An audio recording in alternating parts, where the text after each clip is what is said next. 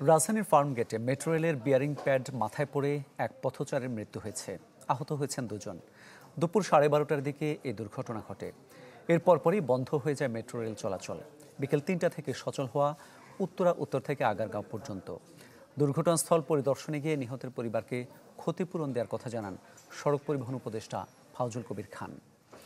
দর্শক, এ বিষয়ে আরও খবর জানাবো আপনাদের। ঘটনাস্থল থেকে যোগ দিচ্ছেন সহকর্মী তানজিলা আফসানা। তানজিলা, একাংশে ট্রেন চলাচল শুরু হয়েছে, পুরোপুরি স্বাভাবিক হতে কত সময় লাগতে পারে?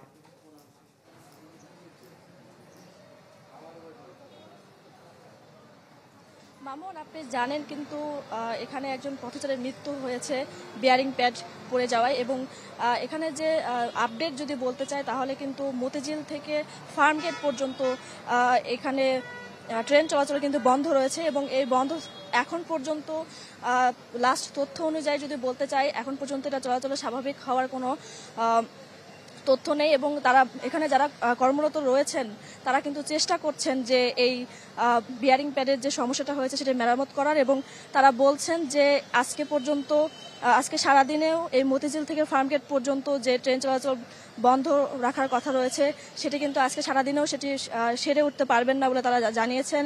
এবং এছাড়াও কিন্তু আপাতত উত্তর থেকে আগারগাঁও পর্যন্ত যে ট্রেন চলাচল সেটি কিন্তু এখন পর্যন্ত চলছে। আপনাকে জানাতে চাই মামুন, এই যে দুর্ঘটনাটা ঘটেছে, এক বিয়ারিং প্যাড পরে কিন্তু এক পথচারীর মৃত্যু হয়, এটি কিন্তু বেলা 12টার দিকে এই ঘটনাটি ঘটে। এবং প্রাথমিকভাবে যারা কর্মরত পুলিশ ছিলেন তারা কিন্তু জানিয়েছেন যে এখানে আবুল কালাম নামে একজন পথচারীর মৃত্যু হয় এবং তার বাড়ি কিন্তু শরীয়তপুর ছিলেন, এবং ঘটনাস্থল থেকে তার কাগজপত্রে এবং পাসপোর্ট দেখে কিন্তু তার পরিচয় শনাক্ত করা হয়। এবং এছাড়াও কিন্তু আরো 2 জন এখানে পথচারী আহত হয়েছেন।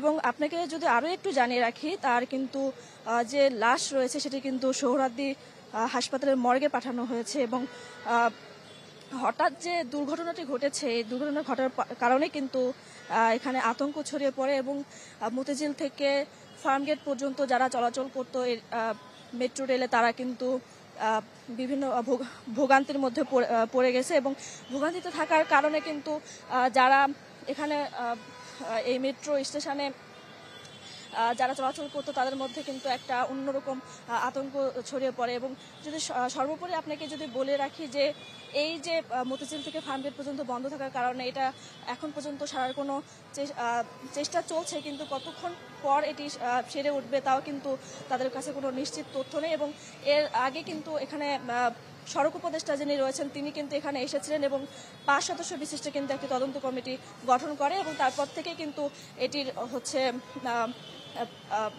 তার কাজ চলছে। জি, অনেক ধন্যবাদ আপনাকে। দর্শক, মেট্রো রেল দুর্ঘটনার সবশেষ খবর জানাচ্ছিলেন সহকর্মী Tanzila Afsana. Universal cardiac hospital, আপনার হৃদয়ের আরো কাছে।